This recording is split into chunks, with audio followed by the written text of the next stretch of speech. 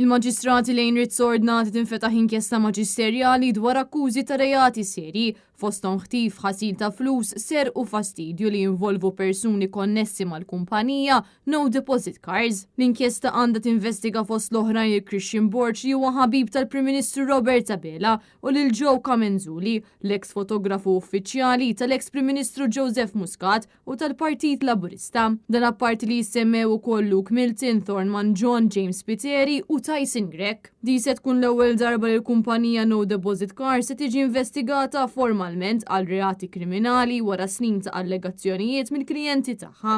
F'applikazzjoni mresqa mill-avukat Jason Azzopardi f'April li għadda, tnejn mill-allegati vittmi sostnew li snin ilu, Luke Milton u Christian Borch, kienu impjegaw lil ċittadin Serb u raġel Malti biex jaħtfu żagħżugħ biex iġġeluh jiffirma kambjali. Dan il-każ kien qajjem kjas sħiħ tant diversi klijenti oħra tal-kumpanija kienu tkellmu apertament dwar il-mod li bih ingidmu minn Christian Borch.